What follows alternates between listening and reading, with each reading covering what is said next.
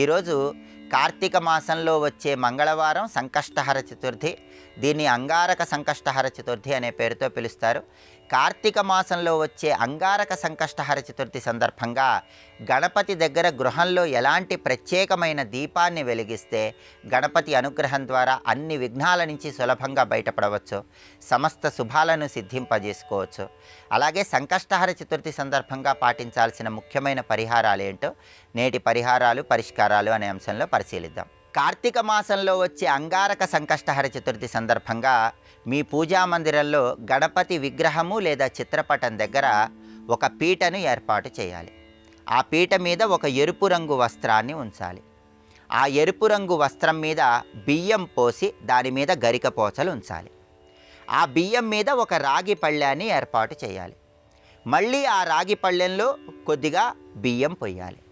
ఆ తర్వాత కొద్దిగా గోధుమ పిండి, కొద్దిగా బియ్యం పిండి, కొద్దిగా రాగి పిండి, దానితో పాటుగా యాలకుల పొడి, పచ్చకర్పూరం పొడి, బెల్లం పొడి, కాచి చల్లార్చినటువంటి ఆవు పాలు లేదా పచ్చి ఆవు పాలు, వీటన్నిటినీ కలిపి ఒక పిండి దీపాన్ని తయారు చేసి ఆ పిండి దీపాన్ని ఉంచాలి. రాగి పళ్ళెంలో ఏర్పాటు చేసిన బియ్యం మీద ఇలా ప్రత్యేకమైనటువంటి పిండి దీపాన్ని ఉంచి ఆ పిండి దీపంలో ఆవు నెయ్యి లేదా కొబ్బరి నూనె పోసి 5 ఒత్తులు విడిగా వేసి దీపాన్ని వెలిగించాలి.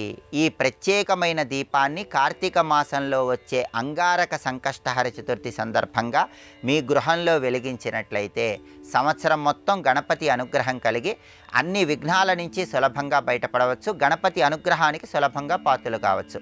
ఈ ప్రత్యేకమైనటువంటి దీపాన్ని వెలిగించిన తర్వాత ఆ దీపం కొండెక్కిన తర్వాత ఆ దీపాన్ని ఎవరూ తొక్కని చోట చెట్టు మొదట్లో వేయాలి. అలాగే ఈ దీపం వెలిగించినప్పుడు ఆ దీపానికి హారతి ఇచ్చి ఆ దీపం దగ్గర ధూపం వేసి ఆ దీపం దగ్గర ఒక బెల్లం ముక్క నైవేద్యంగా సమర్పించాలి.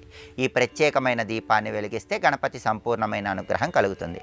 అలాగే కార్తీక మాసంలో వచ్చే అంగారక సంకష్టహర చతుర్థి సందర్భంగా ఇంకొక ప్రత్యేకమైన పరిహారం పాటిస్తే గణపతి అనుగ్రహం కలిగి అనుకున్న పనుల్లో ఆటంకాలు ఉండవు, పనులన్నీ దిగ్విజయంగా పూర్తి చేసుకోవచ్చు.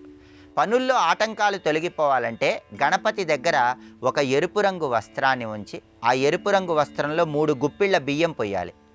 2 తమలపాకులు, 2 వక్కలు, 2 ఎండు ఖర్జూరాలు ఉంచాలి. ఆ వస్త్రాన్ని మూట కట్టి గణపతి పాదాల చెంత ఉంచి నమస్కారం చేసుకోవాలి. ఉదయం పూట ఆ మూటను గణపతి పాదాల చెంత ఉంచి గణపతి ఆలయానికి వెళ్ళి గణపతికి గరికపోచలతో అర్చన చేయించుకొని గణపతి ఆలయంలో ప్రదక్షిణలు చేసి గృహానికి రావాలి. సాయంకాలము గణపతి దగ్గర మళ్ళీ దీపారాధన చేసి ఆ మూటను విప్పాలి. ఆ మూటలో ఉన్నటువంటి తమలపాకులు, వక్కలు, ఎండు ఖర్జూరాలు గణపతి ప్రసాదంగా స్వీకరించాలి. ఆ మూటలో ఉన్నటువంటి బియ్యంతో పొంగలి తయారు చేసి ఆ పొంగలి గణపతికి నివేదనగా సమర్పించి దాన్ని ప్రసాదంగా స్వీకరించాలి. ఈ ప్రత్యేకమైన పరిహారాన్ని కార్తీక మాసంలో వచ్చే అంగారక సంకష్టహర చతుర్థి సందర్భంగా ఆచరిస్తే పనుల్లో ఆటంకాలు తొలగిపోతాయి, అనుకున్న పనులు అనుకున్నట్లు దిగ్విజయంగా పూర్తి చేసుకోవచ్చు. ఈ ప్రత్యేకమైనటువంటి సంకష్టహర చతుర్థి దీపం పెట్టండి, ఈ ప్రత్యేకమైన పరిహారం పాటించండి, సంవత్సరం మొత్తం గణపతి అనుగ్రహానికి సులభంగా పాత్రలు కండి.